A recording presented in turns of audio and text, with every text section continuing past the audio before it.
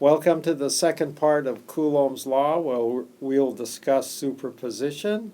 We're going to look at two charges, three charges. We're going to talk a bit about how we derive the electric field from the force field, and then summarize what we've done in the last two lecture presentations. We begin with two charges. There's a positive charge Q1 displaced with respect to the origin. There's a negative charge Q2, the blue dot, also at a different distance from the origin. Now in the next number of slides, we'll set up the geometry and apply Coulomb's law as we did before. There's the position vector R1 of the charge Q1. Here's shown also the position vector R2 for the negative charge Q2. Now we compute the vectorial distances. So first, R12 is R2 minus R1. The magnitude is R12 without the vector symbol.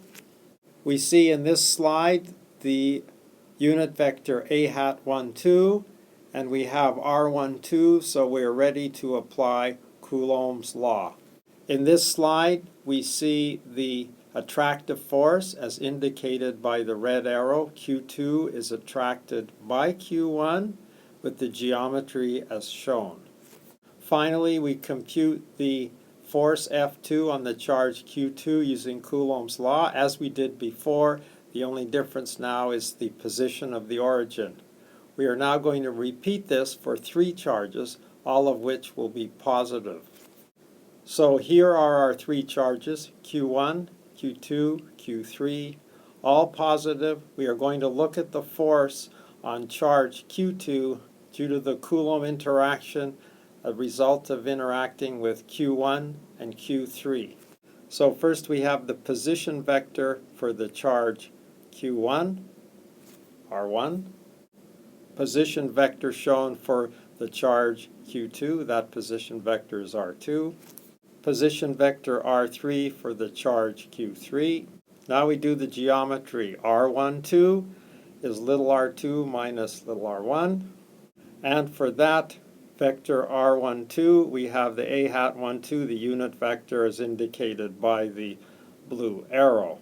We now look at the interaction between Q3 and Q2. We have R32 is R2 minus R3. And we see the unit vector A hat 32 pointing from Q3 to Q2. The force on the charge Q2 to Q1 is F12 as indicated by the red arrow. It's a repulsive force. F32 is the force on charge 2 due to charge Q3, F32.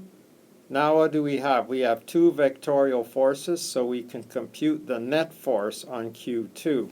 The net force on Q2 is F2 is equal to F12 plus F32, the vectorial sum as shown in the diagram.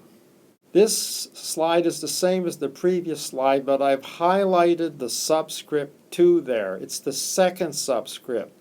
So we have F12 plus F32. The point is that the first subscript refers to the, if you like, the source charges, which in this case are Q1 and Q3, and they are both interacting through the idea of superposition on charge 2. So in general, you'll have to do a vector summation of all the charges acting on the target charge, which in this case is Q2. If we have lots and lots of charges, we'll have to do lots and lots of terms in the summations. If we have a continuous distribution of charge, then the summation will become an integral, and we'll see that done in some of the following examples. Well, we have the idea of an electric field, and we can see how it comes here. E is equal to F divided by QT. So we just look at this, you can see that the electric field is a force per charge field.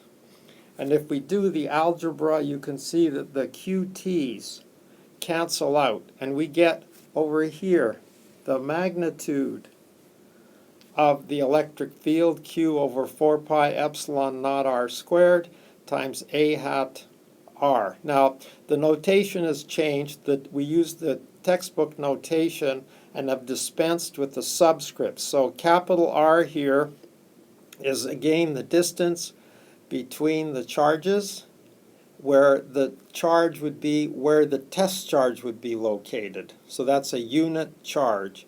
And then A hat R is the direction, the line of sight unit vector direction from the charge to where a test charge might be.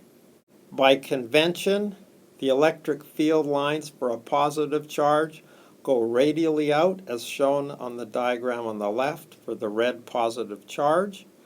And for the negative charge, the field lines are radially in.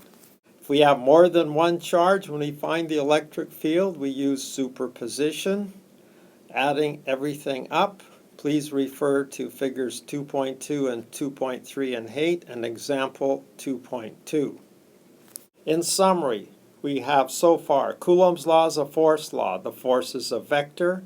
The force magnitude is proportional to the product of the charges and the inverse of the squared distance between the charges.